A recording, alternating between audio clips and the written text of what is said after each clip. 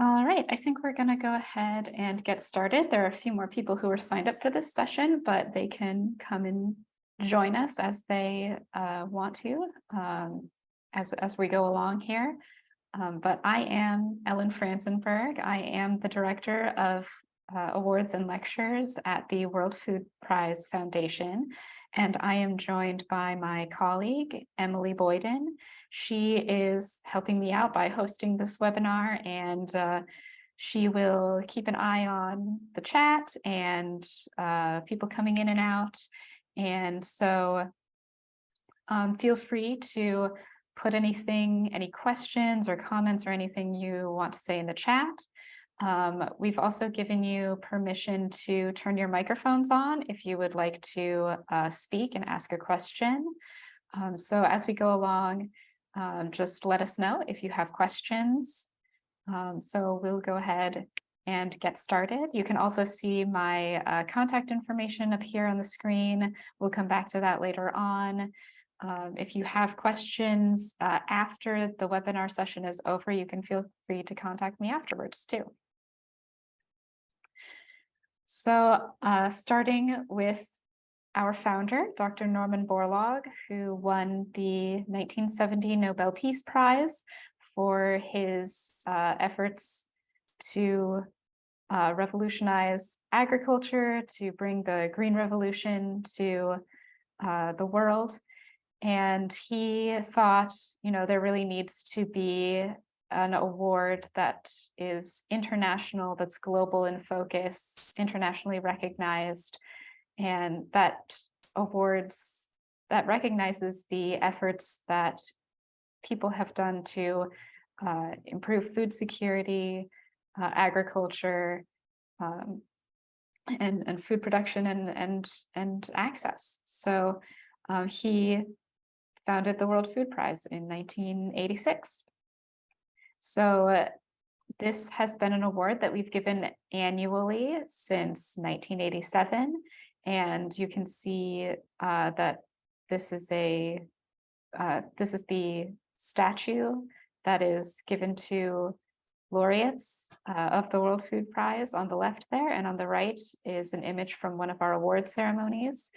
The World Food Prize is $250,000, and it is given for a significant individual achievement that advances human development with an increase in the quantity, quality, availability of, or access to food.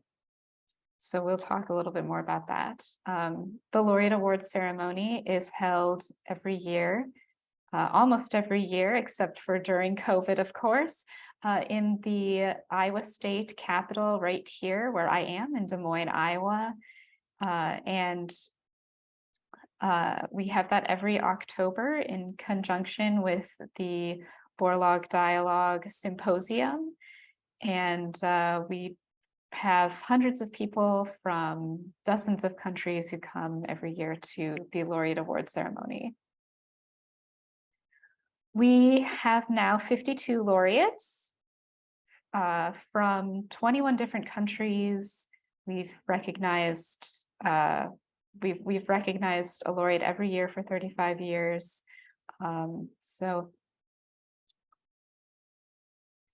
Going into what makes a laureate, what we're looking for in a nominee, we'll talk about the nominee criteria, and then we'll kind of continue on to talk about the documentation that we're looking for and the process that we go through to choose a laureate.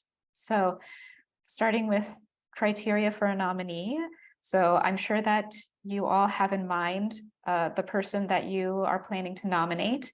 And so these are the points that you'll want to bring out in the nomination, is especially that the nominee's achievement increases the quality, quantity, or availability of food.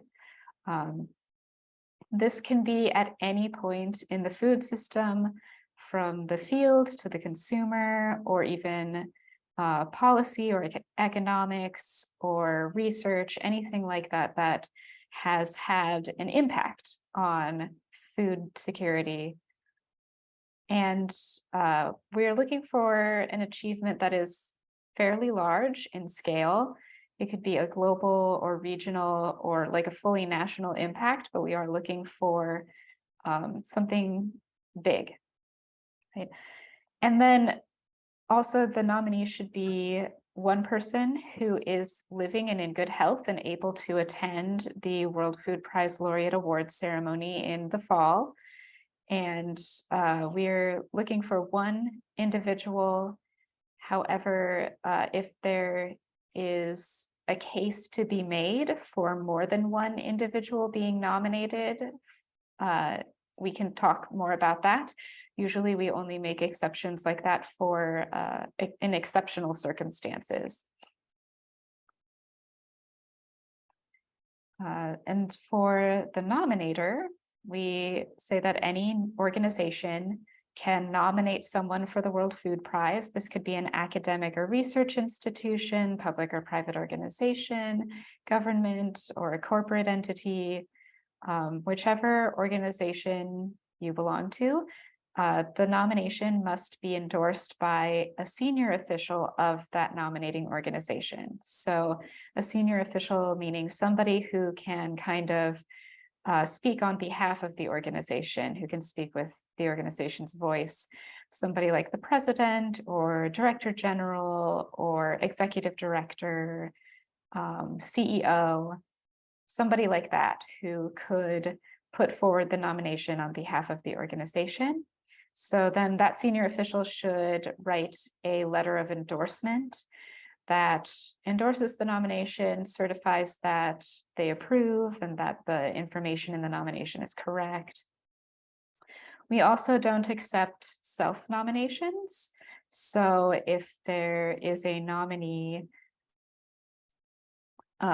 who is part of the nominating organization, so if the nominee's organization and the nominating organization are the same, we're looking for a person the senior official who could endorse that nomination, who is not the nominee, but is superior to the nominee in the organization's hierarchy. So that can avoid the impression or the appearance of any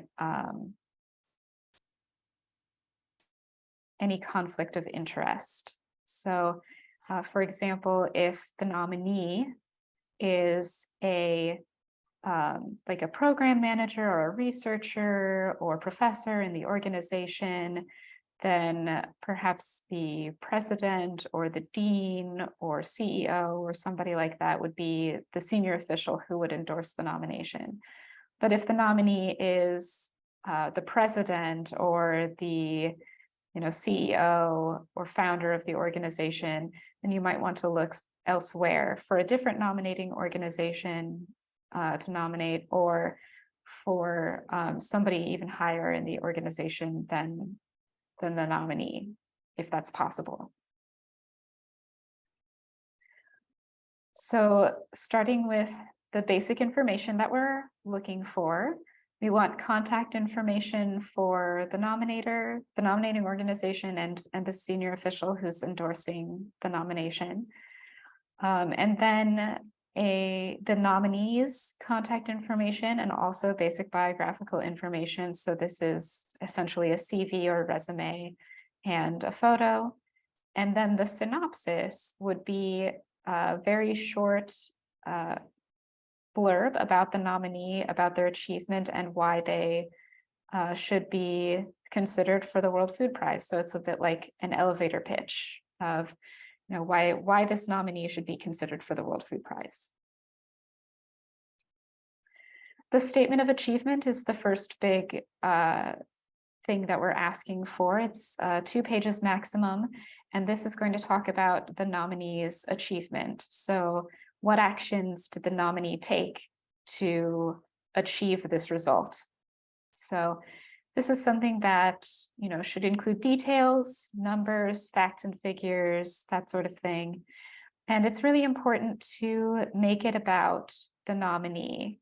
So sometimes it's tempting to get focused in on the project or the organization that perhaps the nominee was really influential in either starting or founding or doing the work with that organization. It's tempting to get focused on that, but you really need to talk about what it was that the nominee specifically did in order to make this project or this organization successful. So the statement of impact is another separate document, 2 pages maximum again, and this is going to talk about the impact of the nominee's achievement. So the statement of achievement is about what actions the nominee took, what they did, and the statement of impact is what are the results of that achievement, what's the impact. So again, this is one where you want to include numbers, facts and figures, details about the impact, right? And so some of the questions you can ask yourself and try to include in the statement of impact would be, how was food quantity, quality, or availability impacted as a result of the nominee's achievement? How was poverty or hunger reduced? Or how was health, nutrition, or quality of life enhanced? Who was impacted? What world region was impacted? What was the extent of the change that was experienced? These are all pretty broad questions because we have a very broad range of fields that our nominees come from. So from, agronomists to economists, to policymakers, to humanitarian leaders, to scientists of all kinds. So there's a lot of different ways that impact can be interpreted to mean. So if you want to talk with me more about the kinds of things that are specific to your nominee that we would want to see in a statement of impact, that's perfectly fine. You can contact me anytime and we can talk more about what kinds of things should go into your statement of impact or your statement of achievement. So we also ask for letters. Of course, the endorsement letter that I mentioned before from the senior official of the nominating organization. And then we also ask for 2 seconding letters from people outside of the nominating organization, but who are familiar with the nominee's work. So they can speak about the work. This should ideally be on letterhead if that's available, signed and dated, include the writer's position and organization like you would for any letter. And the letters should include some additional information about the nominee's work, about the connection that the writer has to the nominee, that sort of thing.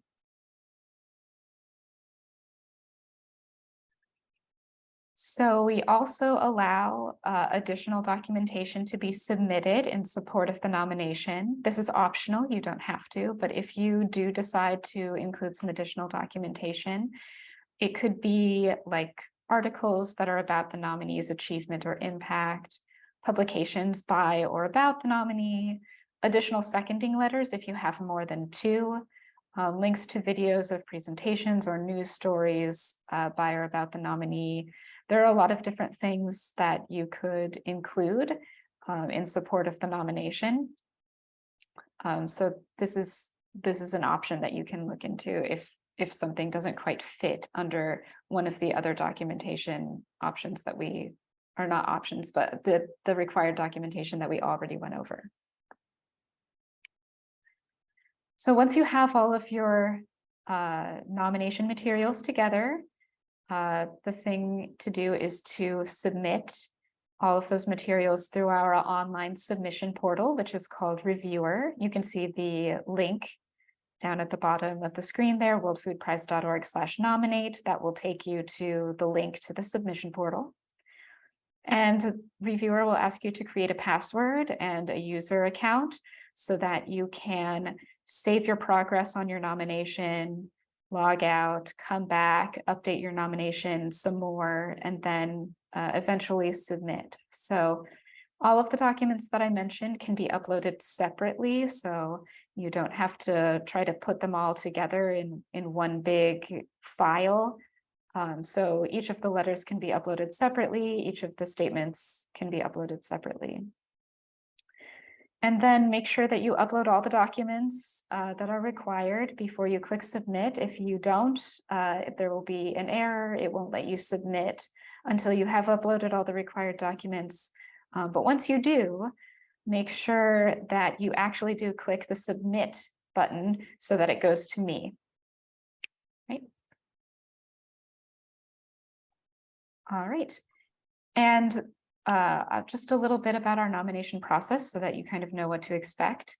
The nominations that are submitted this year will actually be for the 2024 World Food Prize. So it's a bit of an extended consideration period. So we start with May 1st, which is our deadline for submissions this year. If you find that May 1st is difficult for you to reach, let me know, and I can give you an extension if you need one to the deadline. And then the nominations, once they are submitted, are eligible for 3 years. So they will be for not only for the 2024 World Food Prize, but for the 2 years after as well. You don't need to update your nomination during that time, but we do accept updates if you would like to update your nomination. We encourage updates so that the selection committee has, a full updated picture of what the nominee has done. Okay. So in the fall of this year, the selection committee will choose the recipient and the Council of Advisors will ratify their selection.